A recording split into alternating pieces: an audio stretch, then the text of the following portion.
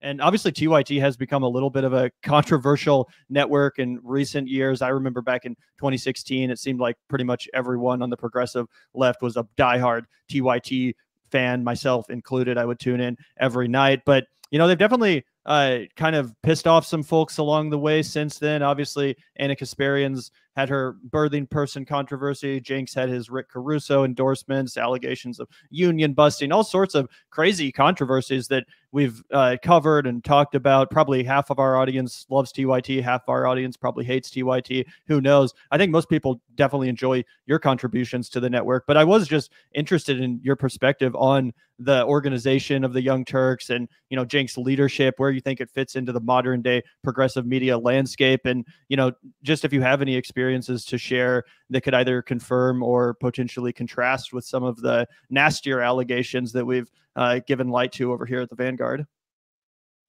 So I think it's important for people to remember TYT is more than just Cenk and Anna. And it's a big staff. There are a ton of people that do stuff behind the scenes that never get credit, never get thanked, but it's just, they're awesome people to work with. And a lot of them are just diehard progressives. Like they really truly believe this stuff.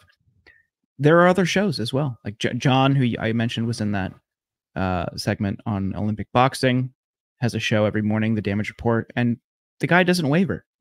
So I think when it comes to areas of disagreement with Cenk and Anna, what I appreciate about them, while I don't agree with them on some things, they will always give you space to make those arguments against them. And I've had that opportunity, as you've talked about multiple times with Cenk in recent weeks. And here's something funny. And I've told him this. This wouldn't be like me bashing him. I've told him this and I've talked about it on air. I didn't like Cenk for years when I was growing up and I was in college. I had a classmate in college when I worked at the school paper. He would always watch TYT clips. This was like late 2000s, early 2010s. And I just couldn't stand it. I couldn't stand the audio. I couldn't stand the yelling.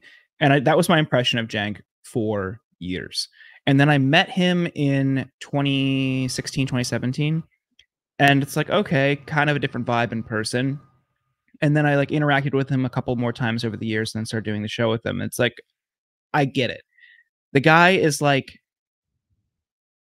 in some cases, he's a little boomery. And I've told him this. He's got some boomer takes. Almost to a fault, he's willing to have a conversation about anything with anyone.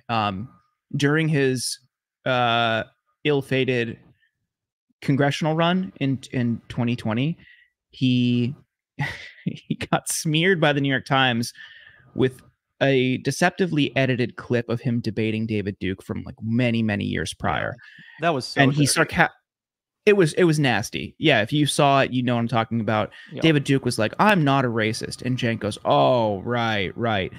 And they just printed that quote without saying that he very clearly was being sarcastic and had yelled at David Duke the entire time. So that's an example of how he is just totally willing to talk to anybody. That doesn't justify the issues where I think he is deeply wrong on. However he reached those positions, I'm not entirely sure, but I do appreciate that when you look at networks like MSNBC and you look at CNN and you look at how the media landscape is dominated by some of these companies that have a very, very narrow window for views on the left, and don't even really want to call it that's center left.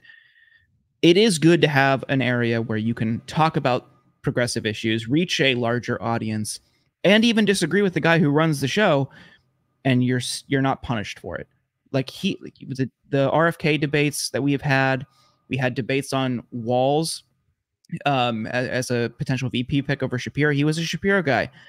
I made my case for about 20 minutes against him, and at no point was I hit with any repercussions or punishment or disinvited back. You were wow, this was remarkably easy. You don't have a single defense for a guy you wrote a Newsweek op-ed about. But hey, I get it.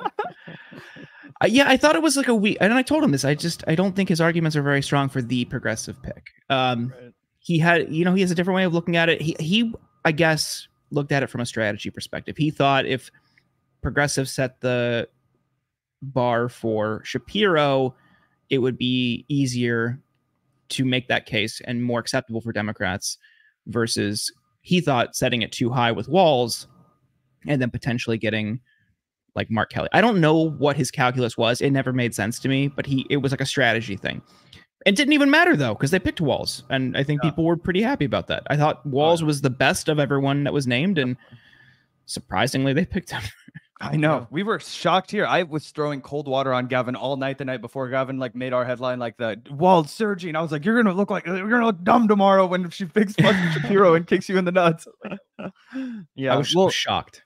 It's interesting with TYT because like I kind of look at their evolution as a bit of a microcosm for the whole like progressive movement since Bernie Sanders, because if you look at the progressive movement and its branding back in the 2016 era, you think about the Justice Democrats and Brand New Congress and all these kind of upstarts that were inspiring progressive energy and hoping to draw from the Bernie momentum. Well, obviously that all dissipated. The Bernie revolution ended, and there's basically no trace of it left, let's be honest. So, TYT, much like some of those organizations like Justice Democrats, which really sprung up out of Bernie. Obviously, TYT existed far before Bernie Sanders, but I came to know them during that era, and they certainly, got really big on the, political progressive online stuff in that time.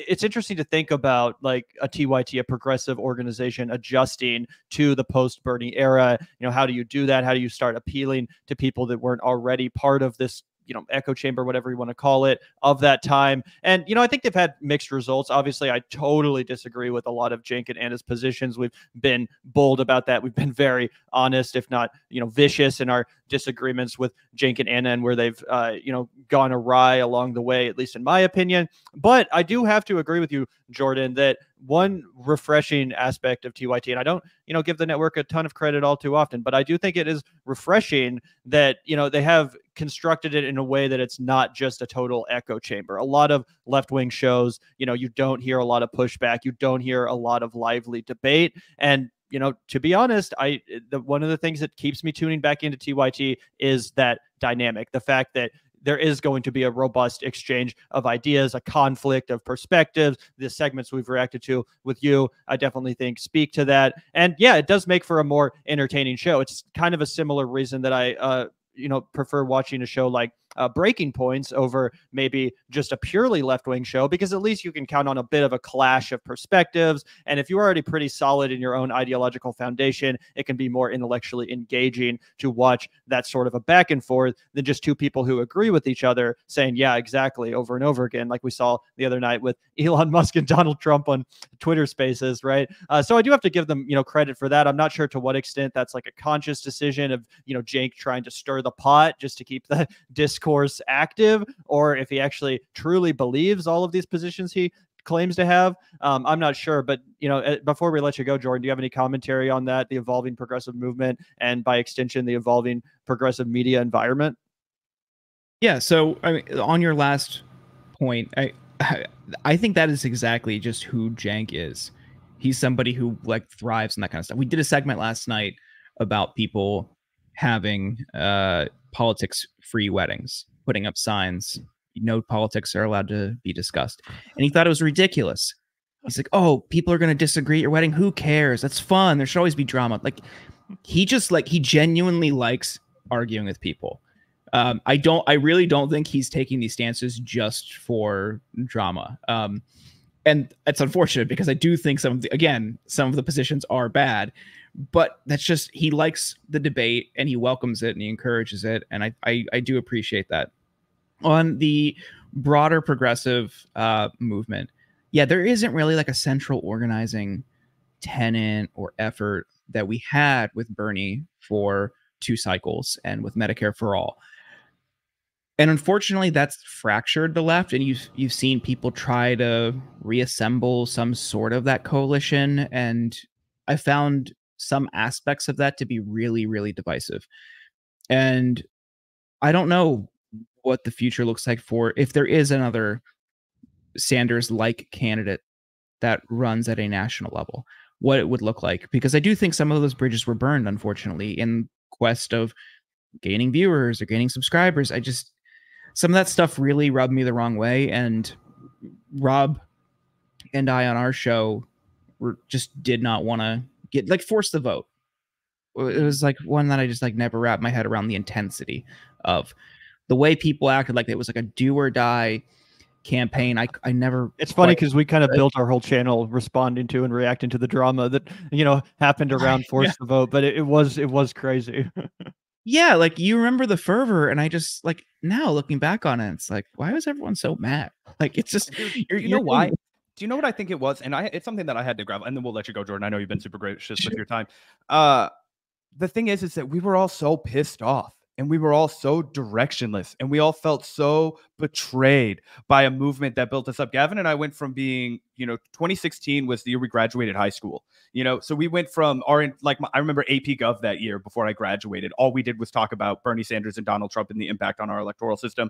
I go to college freshman semester. Donald Trump becomes our president. We go through those, hard 4 years, and then finally you're on the other side. COVID's, on the horizon, but we don't know it yet. You live the best high of your entire life, Nevada caucus.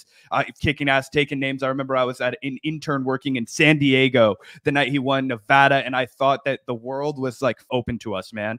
And then, COVID happens, the world shuts down. My good friend Joe Biden's president. Everybody is outraged that the oxygen got taken out of the room and we didn't get to be pissed off.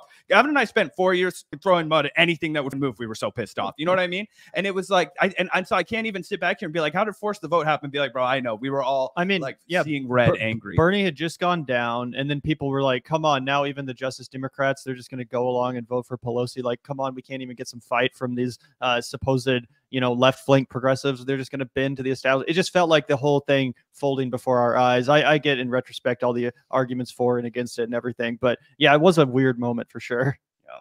Yeah, no, I totally get that. And that I think speaks to the lack of a national, like centralized campaign, right? So you have this energy, and I think that's totally valid. You have all this energy from people who have been busting their ass for that campaign, and in the off years for things like Medicare for all, even fighting against the ACA repeal because you don't want to take a step back before you get to Medicare for all. So John McCain. Yeah, God, yeah, icon. But so like, yeah, I get it. You have these people who are trained, ready, energized, frustrated, and it's just like we have like now nothing. We haven't had anything since. Like that was the last big thing. I mean, you have Gaza, but in terms of domestic policy and an electoral strategy, there still isn't anything. And I really worry about the long-term consequences of that, because you have major players. You've got like AOC, you got Jayapal, you got however you feel about Ro Khanna, you've got him.